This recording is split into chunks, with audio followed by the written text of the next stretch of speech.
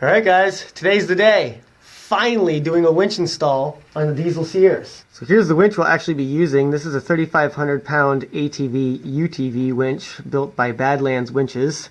It's actually distributed by Harbor Freight Tools, which I tried not to make it regular practice to buy things from Harbor Freight, but this winch had incredibly good reviews. There's some of the specifications for it. As you can see, it's submersible for up to 3 feet. Here are the power specifications. The winch itself, all the parts, they look really good quality. I'm surprised the wires, they all feel like they're coated in a really nice rubber or maybe even actually silicone. Everything's been heat shrink tubinged and waterproofed.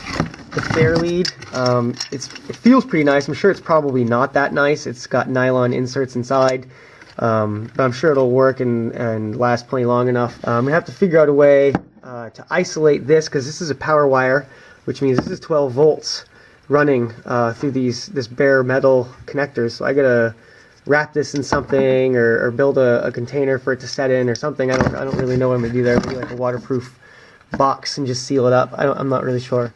So the fair lead is in there, and actually I got that bolted to the winch mounting plate, and that's all literally just balanced there on the front bumper bar. As you can see, the fair lead looks like it's pretty well protected by this pre-runner bar. So I don't want to push that forward any more than it already is, and I can't really push it backwards due to the fact that there's not a whole lot of clearance between the back of this mounting plate and the front of the chassis of the Sears. But I'm looking at it and I'm thinking I can probably sneak a piece of steel between the bumper and the chassis again, right over the front axle pivot. And that's some really nice thick steel in there. I could use this piece of steel right here, which is very thick. And I could essentially create a third attachment point for my bumper, which would take a lot of the stress of the winch as well and transfer it into the chassis instead of the bumper welds. But I think that's pretty much how it's going to go. Yeah, lots of welding.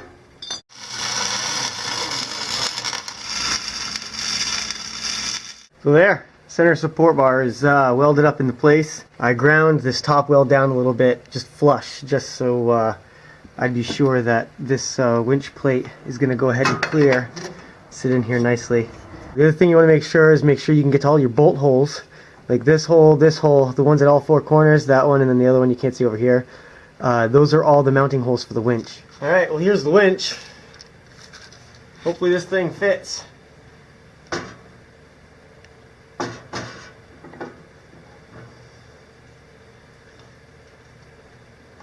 Oh wow, huh. Well, that's where she be. I tell you, there is barely enough room for this thing. But it looks like it'll be very well protected. But I think I gotta bolt it to the mounting plate, really get it zeroed in exactly where I want, tack weld it, unbolt everything, and then really weld it in.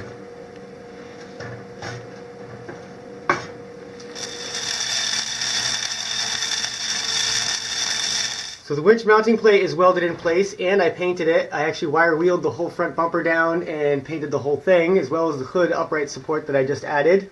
I modified the pre-runner bar front supports a little bit because I had to remove the old ones that went diagonally down to the bumper support.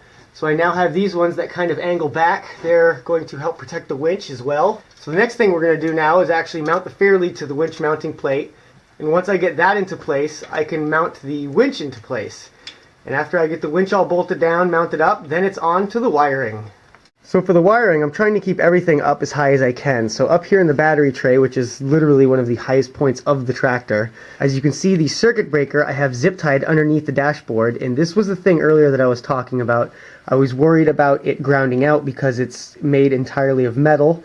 Since this hood, or this center console dashboard thing, is fiberglass, I opted to zip tie it right to the fiberglass dashboard and hang it out of the way of any conductive surfaces. So after I hook the main power wires to the winch, I have to run the main power wires with chafing gear up along the chassis, zip tying it in place as I go, and then attach it to the main switch panel.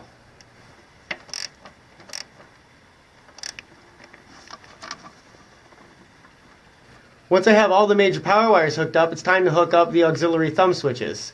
The first one being what's supposed to be the handlebar switch. This one I decided to put on the left side of my dashboard, and to install that I had to drill a series of holes in a rectangular formation and file it out.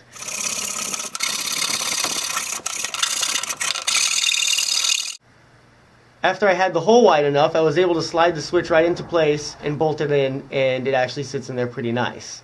For the auxiliary handheld switch, I decided to go to the other side of the dashboard and just drill a large hole and slide the switch in. This install process is much easier than the other side.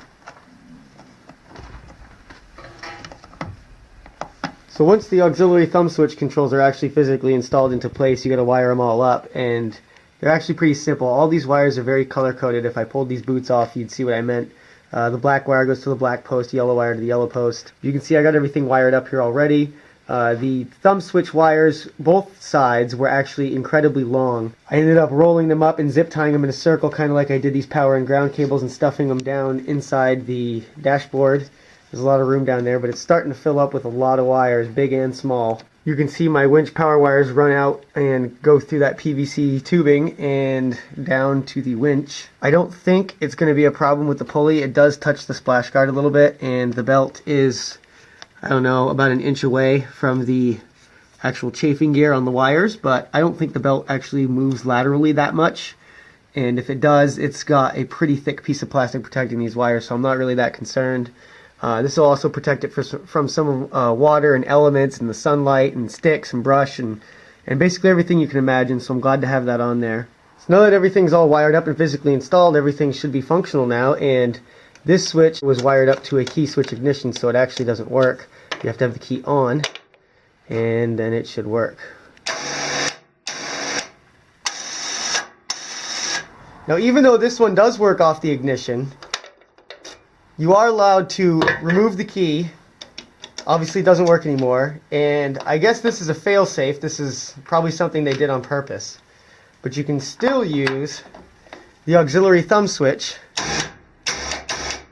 with the key off. I think the install came out pretty clean, with the exception of the big yellow wire that you see on the side of the Sears. The winch is, almost unnoticeable besides the giant fair lead in the front. I think it's very well protected, and the dashboard switches are pretty well hidden too. So hopefully at some point, once mud season kicks in here, we'll get this thing absolutely buried and test this winch out and see how it does. Let me know what you guys think. Give me a thumbs up on the video if you enjoyed the install. If you think I did a good job, I hope I did. But hopefully we'll test this thing out soon. We'll get her out buried in the mud sometime this spring. Everything's covered in the snow right now, but until then, we'll do some more tech videos, some more upgrades and stuff like that. Let me know what you guys want to see. We got a lot of stuff happening, so stay tuned to the Fearless Front channel and subscribe if you haven't already. See you later.